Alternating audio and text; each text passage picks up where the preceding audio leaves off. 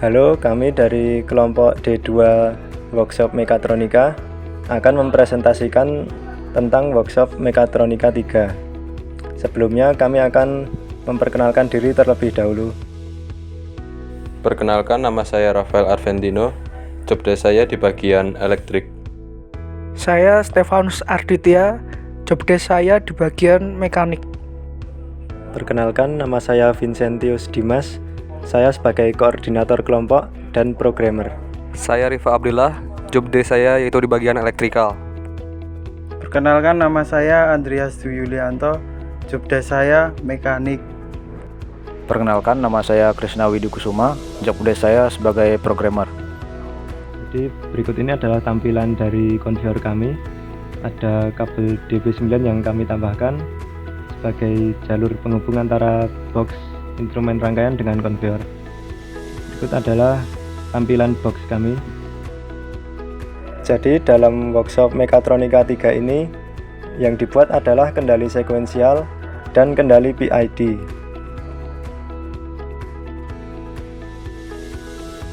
Ya, jadi ini adalah proses sekuensial dari konveyor D2. Pertama-tama kita simpan dulu benda di sensor 1. Lalu setelah itu kita tekan tombol start untuk memulai proses, yaitu konveyor bergerak. Lalu setelah sensor 2 mendeteksi, maka motor akan membalik arah putaran dan counter akan menghitung 1. Coba kita start lagi. Sensor 2 mendeteksi, counter akan bertambah nilainya. Lalu kita akan cek jika benda tidak ada di sensor 1 dan tombol start ditekan, konveyor tidak akan bergerak. Sekarang kita coba tombol stop. Jadi ketika motor jalan, kita pencet tombol stop, maka motor akan berhenti dan nilai counter akan di-reset. Oke, jadi sekian penjelasan dari proses sekuensial kelompok kami. Terima kasih. Terima kasih atas kesempatannya. Sekarang saya Krisna Widikusuma akan menjelaskan alur kerja dari konveyor yang kelompok kami buat. Pertama, dimulai dari menekan tombol start. Ketika tombol start ditekan, awalnya sekuen bernilai 0. Sekuen ini adalah variabel yang akan menyimpan nilai. Jika benar adanya sekuen bernilai 0, maka motor akan berhenti berputar. Berhentinya putaran motor itu karena output dari sekuen 0. Kemudian ada logika N di dalamnya. Saat motor dalam kondisi berhenti, tombol start ditekan dan sensor 1 mendeteksi adanya benda. Jika syarat itu terpenuhi, maka akan mengubah sekuen yang nilainya 0 menjadi sekuen bernilai 1. Jika tidak dipenuhi, maka akan membaca program dari awal lagi. Sekarang sekuen bernilai 1. Jika benar adanya, maka motor akan berputar CW atau clockwise, searah jarum jam.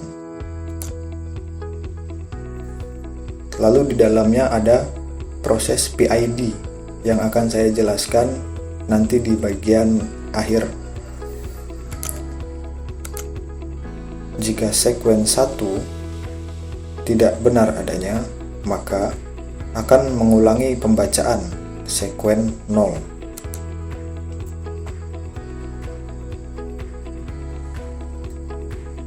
Tadi setelah motor berputar CW, kemudian jika sensor 2 mendeteksi adanya benda atau sensor 2 on, maka sekuen yang tadinya bernilai 1 akan berubah menjadi sekuen bernilai 2. Saat sekuen bernilai 2, maka yang terjadi adalah motor berputar CCW atau counterclockwise, berlawanan arah jarum jam. Jika tadi sensor 2-nya tidak mendeteksi adanya benda yang mengubah sekuen 1 menjadi sekuen 2, maka motor akan tetap berputar CW hingga sensor 2 mendeteksi adanya benda. Sekarang motor sudah berputar CCW.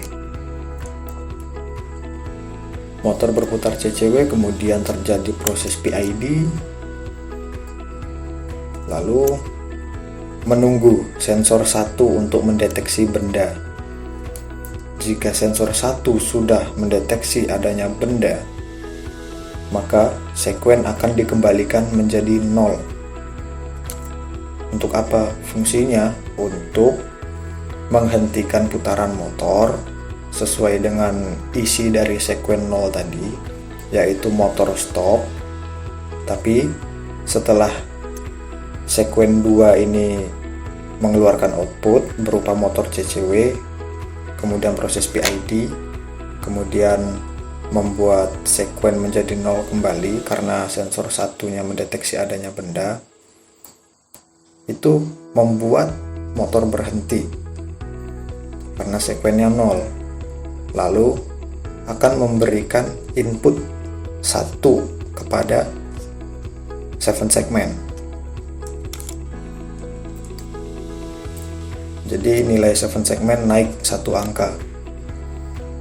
Kemudian jika sensor 1 tidak mendeteksi adanya benda, maka sekuen 2 akan tetap berjalan terus. Outputnya berupa apa? Outputnya berupa motor CCW, yaitu motor berputar melawan arah jarum jam. Jika tombol stop menyala atau ditekan,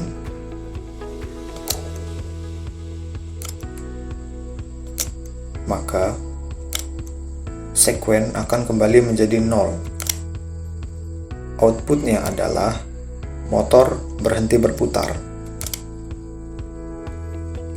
Setelah motor berhenti berputar, akan kembali looping, kembali ke awal, mulainya dari start lagi.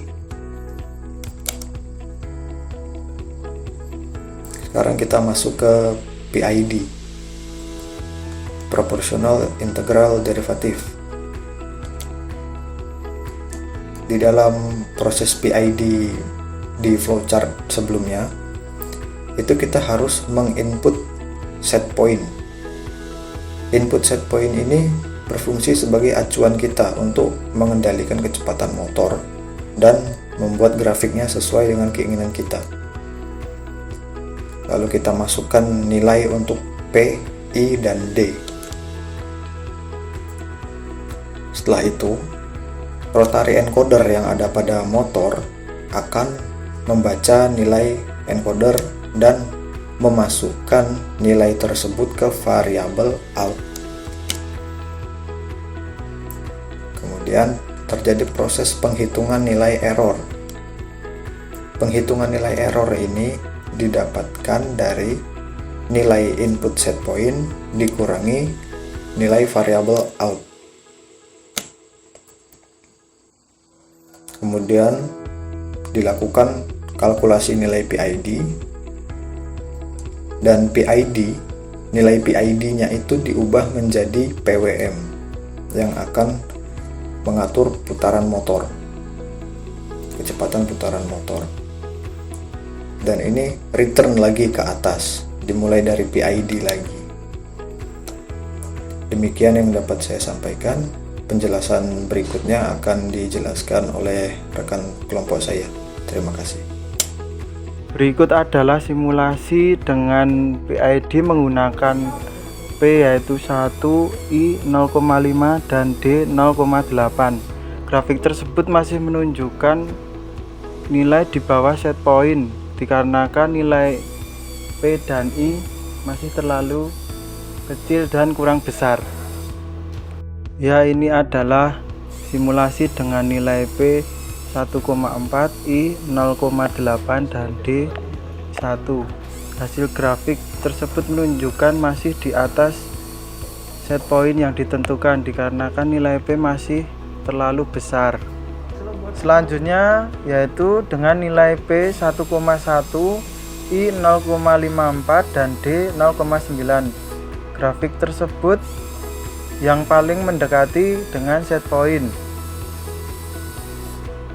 Di sini kita akan melihat grafik dari percobaan PID controller kita. Ini conveyor sudah mulai bergerak dan dapat dilihat dengan nilai PWM yang stabil.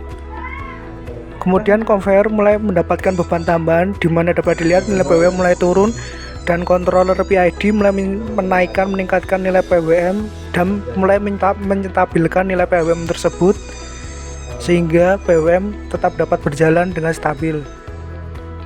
Ini adalah salah satu dari fungsi PID controller yang sudah kelompok kami buat. Nah, dapat dilihat di grafik dapat stabil. Jika sebelumnya telah diperlihatkan grafik PID-nya, maka berikut adalah kondisi real dari conveyor.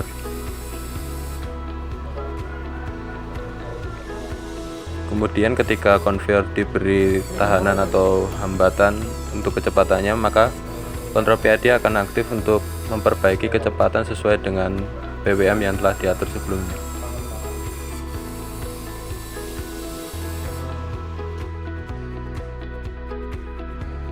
Ya, cukup sekian presentasi dari kelompok kami. Sekian dan terima kasih.